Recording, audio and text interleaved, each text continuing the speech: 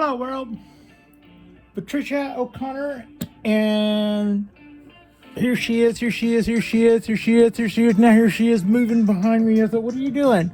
Where are you going? Frida Reba Darcy here. And what we've got going on this evening, a little past, there we go. This is a maple forest. This is a Kotohime Maple forest, 19 trees. And my first year in Bonsai, I put this together in the kitchen. I went to Etsy and I ordered, I think, 20 maple trees, and I was told that Kotohime maples would be excellent because they make small leaves anyway. And so with that in mind, I eagerly awaited my arrival of trees, and while I was waiting for my arrival of trees, I ordered a pot. This is this one. It's a Tokonama pot, and it's green. I kind of like it. It's a pretty pot, and I probably made a few little rookie mistakes on this. It came out okay, I think. One thing is they say to stagger the years of your trees, and these weren't. These were just like 20 clones all sent to me, all little sticks, and they were in cubes. And so the main challenge I had was not letting their cube shapes that their root balls were in fall in to allow this thing to end up looking like an orchard. So I just kind of had to mangle them, and it was the wrong time of year to be transplanting them when I decided to make this, and I knew it was, but I took a chance anyway because they were young trees, and because they were healthy little trees, and because I wasn't planning on reducing their roots any. I was just planning on kind of mushing them together into what I considered some sort of amoeba shape, and as far as a mound of trees. And that's pretty much what I did, and that was a couple of years ago. And since then, I have pruned it back. I cut it down about once every year. I try to let the guys in the middle go a little longer as a rule, but they also fight it out amongst themselves, and I don't intervene. I haven't intervened a whole lot. I don't do a lot of pruning, and I probably don't weed it. The more I've gotten involved with the trees that I can bend more and do all that kind of stuff with, the more I get involved with that, the more I just let these guys roll, and kind of in keeping with what I was hoping when I did it. You know, I had seen videos where people had gone to a lot of trouble. They would design on paper the forest that they wanted to build, and then they would make a grid based on the shape of the container that they were going to use, and then they would draw little circles and number them, and that would be the placement of the trees as per the design they had made.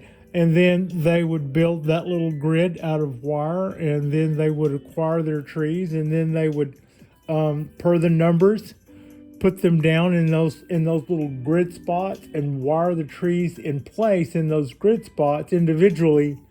And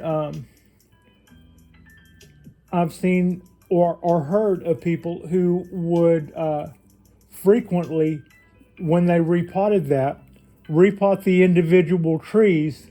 I mean, clean up the roots and all that on the individual trees. That to me is a pretty extreme way to do it. I'm not near that extreme. What I did is plant a bunch of trees that were all the same size, and decided that in a couple of years, some of them would be runts, and some of them would have outgrown the others. And I've pretty much seen that. It is possible to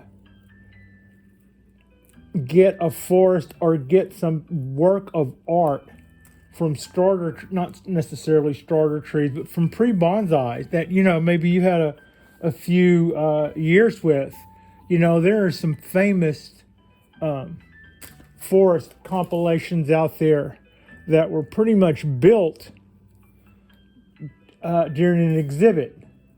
So anyway, you don't always have to allow the trees to grow in. And there are other people who have done, for instance, maple forest by putting some peat moss or some sphagnum moss or whatever their recipe for starting seeds is under a maple tree and just allowed the seeds to drop. And then what sprouts fills up the little dish, and instead of doing anything with them, they just let them go. In a couple of years of growing in that dish, and the roots will make a mat, which is what the roots have done in these trees that I planted.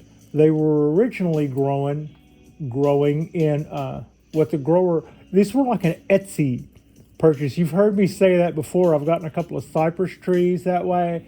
I just would go to Etsy and or I would just type in, a particular type of seedling or starter tree I wanted and see what comes up. And I've gotten some pretty cool results that way, more than not.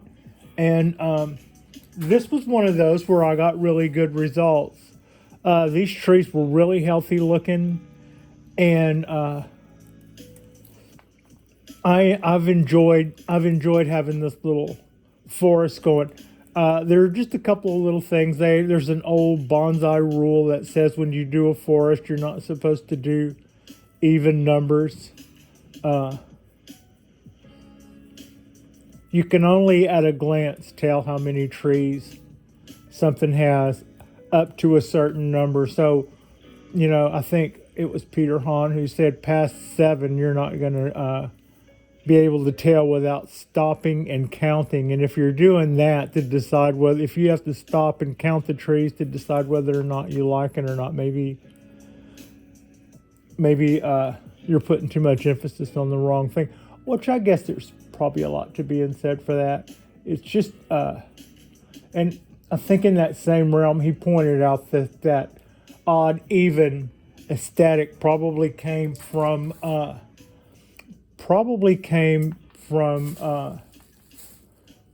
doing arrangements, flower arrangements, because you would start off with one major thing and then build down on this side and then build down on that side, and that would end up usually for it to look proportionate would give you for an arrangement to look kind of cool looking and stuff, you would end up with something that would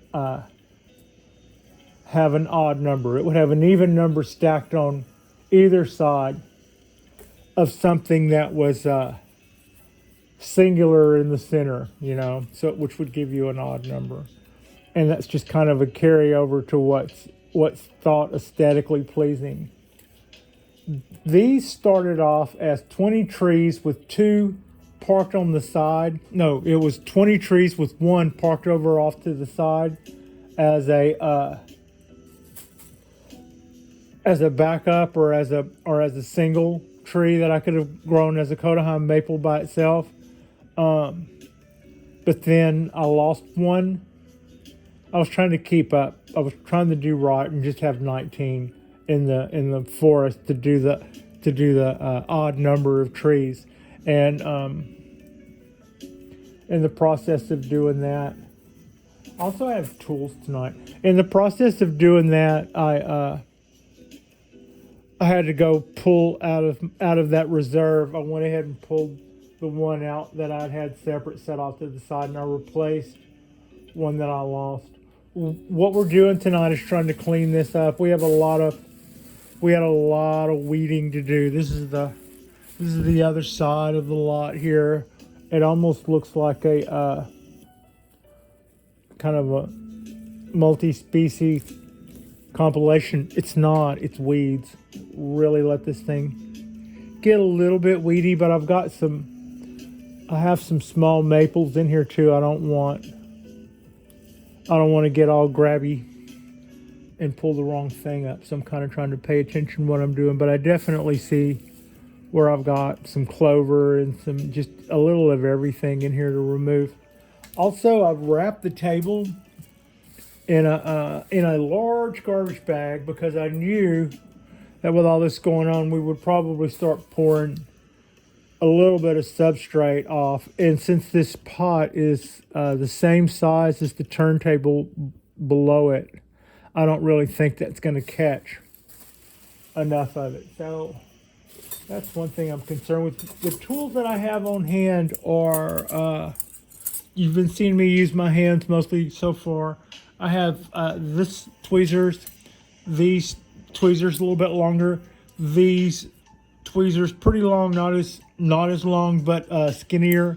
And then I also have my 2 pair of scissors, which are these, which I'll probably use if I use scissors, and these, which are more of a security blanket. I don't really want them near the dirt, so I probably won't go for these first.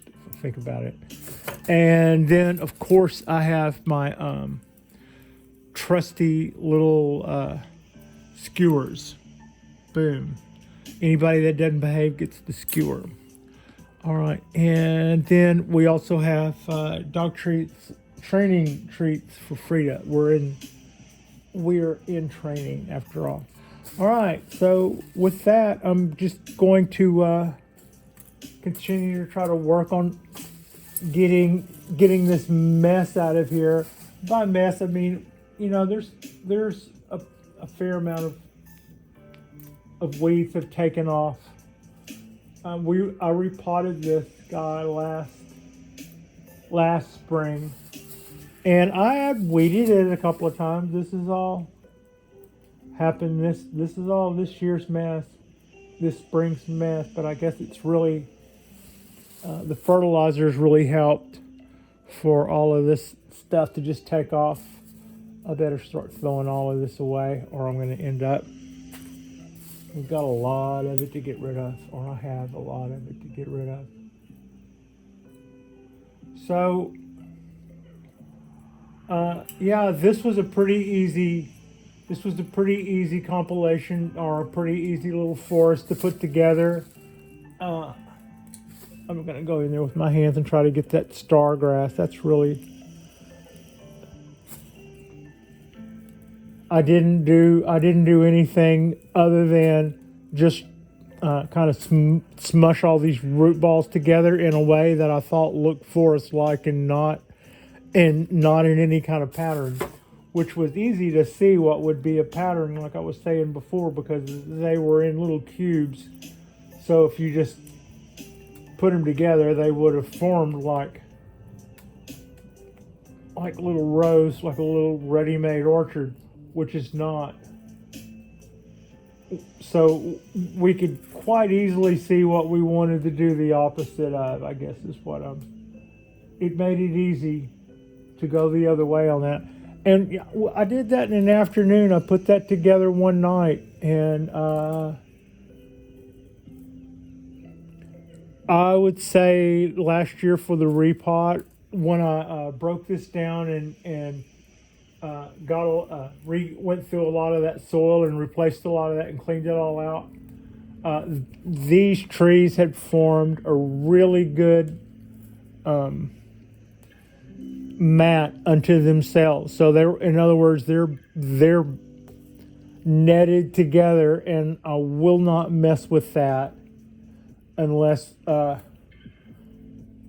I see something that if at some point I see something I feel like I need to change, that's one thing. But other than that, as long as I like the placement of the trees, and as long as they're all living, when it comes time to repot this, I will cut it loose if there's any wire in the bottom of it, lift up a couple of the trunks and just take the whole thing out, rake off the bottom, clean out the pot, replace the substrate in it, and then just pretty much set the whole thing back in there. In that way, forests are way easier. Also, You don't have to have absolutely perfect trees to have a really beautiful forest. Sometimes one way to do bonsai is, to accentuate the specimen end of it. This is a specimen of a formal upright Japanese, it's basically the in a tuxedo and tie for presentation version of that living thing as helped out by the human hand, it kind of, so to speak, right? Well, the opposite of that is the forest, and they're beautiful, So there's a couple of little tricks to making those look natural, and one of them is you don't start with necessarily perfect trees always. Maybe if you're going for a certain look, like that's its own thing, but otherwise. And when you have, like, if you're a grower and you're growing a whole bunch of trees, and you go through and you look and you pull out the ones that are kind of hooked a certain way, well, you can turn that hook until where it looks straight, and then plant all your trees that way. Or you can line those up in a way and make use of their little deformity, like you'll see groves of trees close to the ocean where there is a predominant direction of wind, and a whole lot of trees will all have the same bend, so it's not necessarily a unnatural thing to see, and it is also pretty. It's really inspiring. So I'm just kind of finding different ways to go in there. I'm not having the greatest of luck with some of this big leafy looking lettuce looking stuff. It's best if you can find the core of it and try to grab it by the core and pull it straight up so as to pull the roots out. I'm not having the most luck at that, somewhat, but I've also missed some too. A lot of this stuff I'm just basically I'm pruning the weeds. I'm not necessarily getting those roots the way I want to.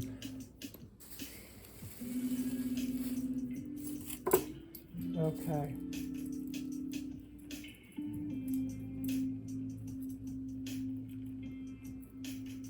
Give it up, Dorothy.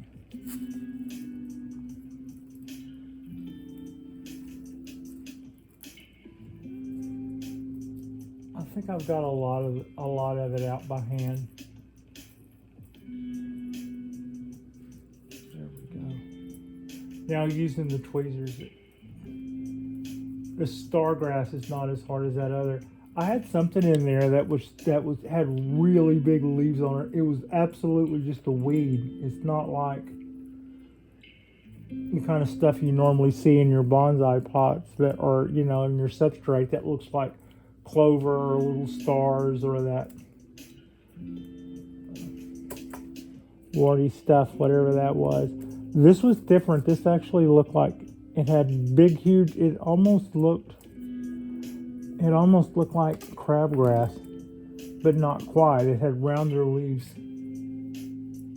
Somebody growing spinach in my maples.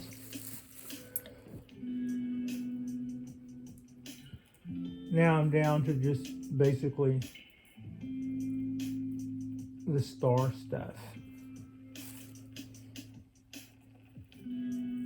It wasn't the worst looking ground cover, but man, this thing was starting to get really overgrown. I'm not planning on doing a lot of pruning. I think these trees have come a long way in the last couple of years. These are all and they're doing really well. I've been having a little easier time watering this year.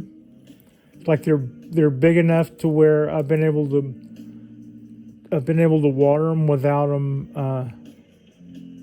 getting PM, powdery mildew.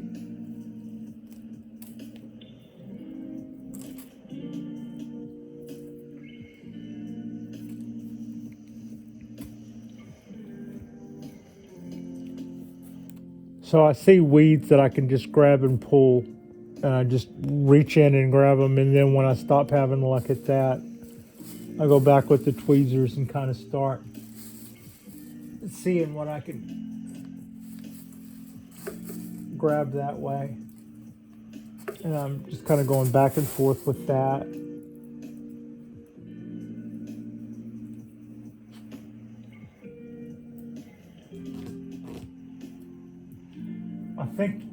I think this little forest here had a lot more negative space in it, which is, I say that in a positive way. And those weeds were absolutely able to take advantage of that, and you really couldn't see what was going on as far as the compilation, the way it was composed, because of all the overgrowth. So hopefully, I'm not planning on allowing everything. You know, this is one of those things where I find this guy a little easier.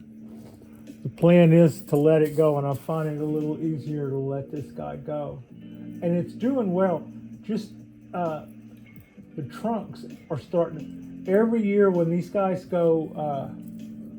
when these guys lose their leaves and I get to see how much growth they put on, I'm really, really happy with how I'm starting to really get happy with the way they look bare, you know, which is kind of the appeal to maples. At first they just look like sticks, and they look like sticks with little tiny leaves stuck to their little leaf bases, you know. I didn't really even see branches as much as I just saw little leaves stuck to the trunk. So in the last year or so, I've started seeing a lot more structure from these guys. They are starting to kind of get their dominance a little bit, and some of them are naturally getting taller. Also, I've been pruning them back a little bit more based on what they're doing more than what I was doing.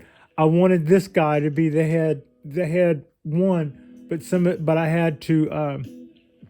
Some of these others were doing better, so that's just kind of where they're at right now. They're all doing fun. Look how many. I don't know if you can see that. How many trunks? These are all roots going all the way up to here. If I could just fan that out, or as those get fatter, that'll be huge. And that's a twin trunk. See, that's part of the same tree. So I'm kind of aware that we're still missing a lot of definition. I mean, they are kind of thick in there. But on the other hand, I'm really I really feel comfortable with just letting these guys grow out a few more years. This fall, or this winter, I'll probably, cut back the stuff that's gotten too tall. I'll make a decision over what's too high and what, I'll do some of that shaping again, and then we'll reset it for next spring. And that's just kind of what I've been doing there. And it's been a nice little ride so far. In a lot of ways, forests are some of the easiest bonsai you can have. In that, what I was saying earlier about when it comes time to repot this, I'm just going to pull the whole forest up, as if it's one root ball, and then I will work that whole forest mat as if it's one root ball, and then I'll put new substrate in the bottom of the pot if this is still the one I continue to go, which it probably will be. I think this is not a bad combination.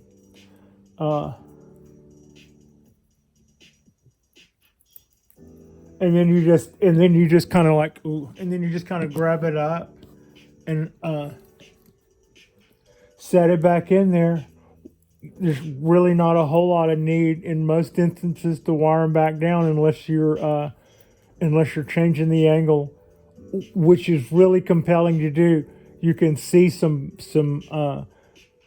slabs that are inclined, or there's some people that have taken two slabs and done something like this with them or something like that with them, and they had a forest going on both, or like a ridge of trees. Very, very impressive. All that stuff was wired in. And what they did was they had starter bonsai trees that had been going for most of those trees were probably 5 or 6 or maybe as much as 10 years old. And when they made that compilation, that was a work of art that was created in in an afternoon and probably finished the next day, if not the same day. And as a living work of art, I've been seeing that. I've been seeing that piece for several years now. It's in quite a few books. If you've seen it, you know what I'm talking about. But yeah, that's another one. The roots here, those guys, I planted them all on a mound, and then as I watered, I washed out the roots, and those are just fanning out. And as those get older and fatter, that's just going to be, I think that's going to be kind of neat. All right.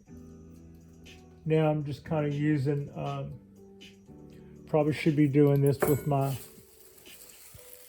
little skewers. It's little skewer time. That's how I'm going to finish up with this. As far as what's left to pull out, I don't see anything else that I can get a. When I do, I'll get it like that. I think I can get that.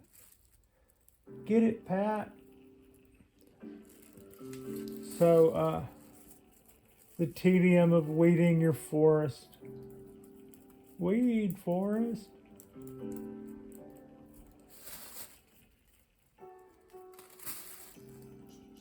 But they're not hard. They're not hard to start. They're not hard to keep going.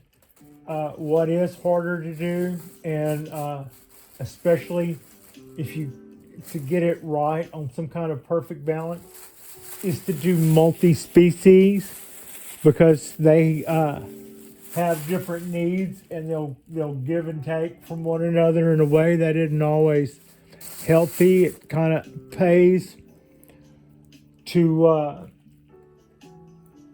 it can be done, and it can be done really well. It pays to kind of either get lucky or do your homework and find out what can grow right next to something else without them both killing one another, and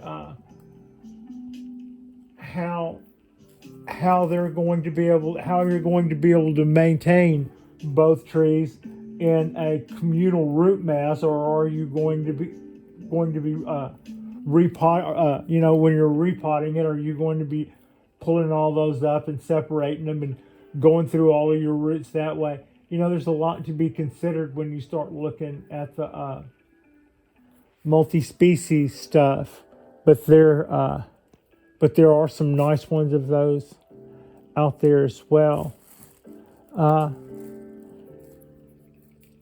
When it comes to these, I enjoy the work that I put into the pines, and I just enjoy looking at the forest. This, and to some degree my cypress trees, are just basically the work on them is really is really pretty light. It's a non-existent. If I wanted it to, I wouldn't really have to do hardly anything at all to the cypress trees in this stage. I have the hiccups in this stage of their game, but it's just kind of the way, But here's what I do get. I do get to just look over at them and go, man, those guys sure are. They make themselves. As these guys settle into their hierarchy, and as that time of year when it comes time for me to come in and exercise my thoughts on the matter, with a little prune or a little weeding or what have you, then that just sets us up for the next year, and this forest builds itself again, kind of just like a real forest. And over time, what makes something look old is the asymmetry. When trees start off, they try to grow up straight and tall, and they try really hard to grow straight up out of the ground and have pretty much offsetting limbs on either side. But over time, the sun hits one way, the wind blasts another, and the snow piles up, and the banks erode away, and one side of a tree gets. Years later, when you're looking at a really, really old tree, that's you no longer see as much symmetry. The signs of age are usually, and the signs of beauty are usually, kind of not what you think of, not necessarily specimen. So, times like these, it's not like it's not like I'm not enjoying weeding this, but I'm not needle plucking, and I'm not counting buds, and I'm not, kind of doing some of that stuff that we've been talking about on some of our more finicky trees. Although people do get pretty high maintenance with their maples. I'm just not. I haven't been that disciplined when it comes to my maples. I fully own it, but they kind of. I'm okay letting them grow themselves right now. They don't. I'm feeding them and I'm watering them really well, and I try to stay on top of any issues. When they were smaller, they got a lot of powdery mildew. It would happen like I would get growth that I really liked, and before the summer was over, would lose a lot of it to PM. And it looks like water stains, like when water dries on something and kind of leaves a white stain, except it's actually it's a mildew that is sucking the moisture out of the leaves, and it will dehydrate them. And like dried flowers, it will, in some cases, like in the case of my Dawn Redwood, that tree didn't even change colors. I had to look at the bottom of the leaves to see that it had been affected. And when I looked at the bottom of it and saw how much it had been affected, and then I touched the leaf, I realized that its fronds were deceased and dead on the vine, and about as green as they had ever been, but they had just had all the moisture sucked out of them. That was powdery mildew. It's not always so easy to see on stuff, and sometimes what you might do to treat that looks like powdery mildew. If you Google remedies for powdery mildew, and I have on many occasions over the years, one of the things they'll tell you is peroxide, which, if you're caught off guard and all of a sudden you see powdery mildew on your plants, and and you're not about to turn right around and go to the store for fungicide or whatever, then it's nice to know that you could go to your medicine cabinet and get peroxide. But here's what: when you spray peroxide on the leaves and it dries, guess what it looks like? It looks just like powdery mildew.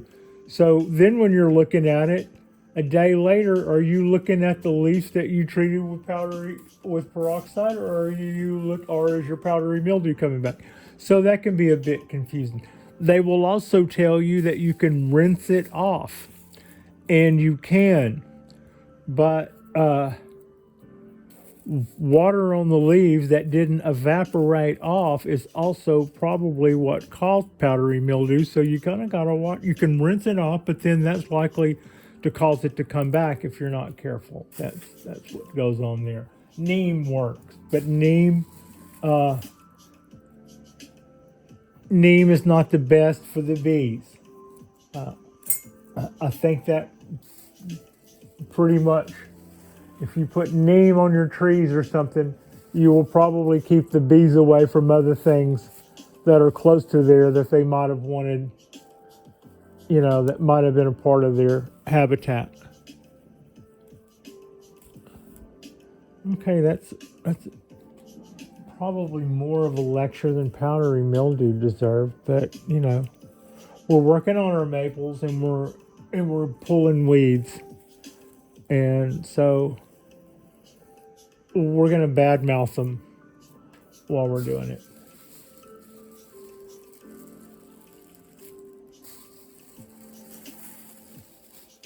Confession: I don't really mind the look of whatever it is that looks like the clover, that's always in there that you're supposed to pull, along with all the other things that you're supposed to pull.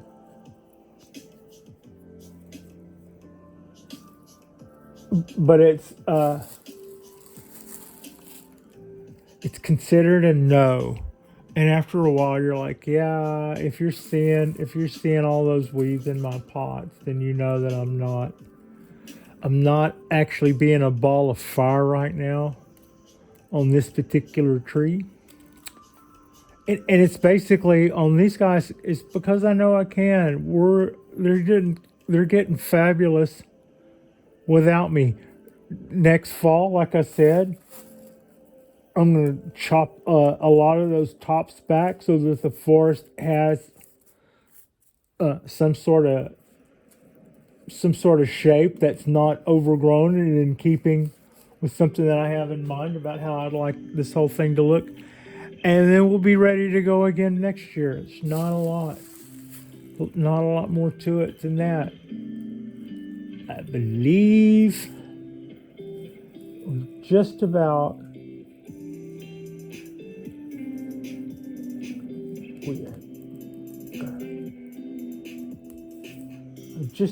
got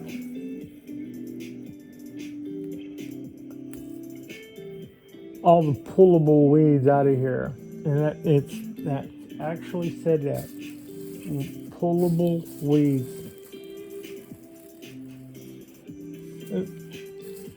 I knock us off balance. Great root work, great nabari on a lot of these little trees. It's a little overgrown. I probably broke several rules in that. We have so many canopies right here that I really can't see through to see whether or not how badly all those trees cross. But this is the front anyway. And that has a little bit of depth to it. A lot of this, and a lot of this in here was full of weeds that were ever about as big and as impressive as my maples themselves.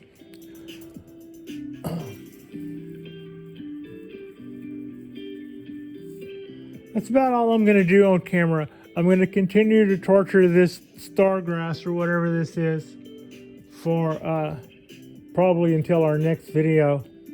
But if you've watched until now, you're such a trooper. These are 19 Kotohime Maple trees. I've had this little compilation going on 3 years. Things I did right, I decided to make a maple forest, and I got a pretty little pot for them to live in for a couple of years. Things I did wrong, planted the maples at the wrong time of year, which meant that I didn't really want to repot them, so I just kind of smushed their root balls together, and they were all clones of the same, probably cuttings, because they all have the same leaf color. Now, had I just went with seeds from maples in the lot here, for instance, those leaves would have been a lot bigger, but there would have been color diversity amongst them, and that's one idea. So these trees could have leaves that are that big, the way that little tiny maples tend to do. But there are ways to get maples to shrink their leaves, and that's one thing that could have been cool. Whenever you see a maple and it's red or it's got this predominant color or something, and you think, wow, I would love to have a maple that's that color, and so you catch some of those seeds and plant them, you're not necessarily ever going to see that color. They're not genetically strict like that. They're kind of a loose cannon. So that kind of diversity could be pretty cool. When it comes to these guys, whatever color they turn in the winter, they all turn that in the winter, almost like they're one root mass. Anyway, so that is, I guess I will do, can you see, is that, let me see if I can pull that in. That root mass there, that is just fanned out from here to here. All right. And this guy's got a really nice root running all the way downhill there. I'm just going to continue to bring it around. Yeah, now we're a little too zoomed in, I think, for some of this. Let me see if I can. There we go. And that's one end. Oh yeah, and here's some more of our from the doves. Those doves, they just give and give. All right, so that's pretty much, that is something that looks kind of cluster-like, and you can't really see through it. The only thing I can say for myself about that is that's the back of the forest, so it's kind of like looking at the back of its head. Although you do start to see, it does start to get interesting as I come around there. And look at all these wild roots. I mean, they're just and they just did that themselves, trying to put up, like those roots start way up here and go and just fan down. All right. That's a little quick look at our 19 tree Kotohime Maple Forest. 3 years old so far. Started from seedlings. Those were all the same size. They are starting to get a little more diversified in their trunks. The way I've been pruning them back, some of them are starting to get fairly fat, and I really enjoyed this. This is an easy way to do bonsai. You have to water your trees every day. If you can water your trees every day, doing a forest is probably a good way to go. A lot of times, by the time you get several trees growing in a pot, and it's in a bonsai pot, it's definitely going to be something that will need water on a daily basis. And if you're the kind of person that can provide trees with a little bit of sunlight and the amount of water that they're going to need, which for almost all of them is going to be daily, then in a couple of years you can start off with some very easy nursery material, or just literally seedlings from the yard, and this plus however many years I have it, it'll just get better and better, and I'm already liking it. I already enjoy it. The only thing I ever do to it is I clip the tops every year to a shape, and I weed it 2 or 3 times a year, and it gets weedy a little too fast to my liking. But with the pines and the other stuff, this guy is not demanding enough to be a priority, nor do I really feel like it needs to be. From, it's doing fine. Why would I need to mess with it? All right. I appreciate you. Frida Reba Darcy appreciates you. Like and subscribe if you guys haven't already. Our next drop we will do another drop.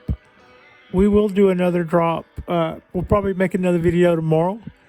And then this is my long weekend, so yeah, I expect we'll probably get back into our pine work and start finding something to do with our pine trees. And thank you so much for watching.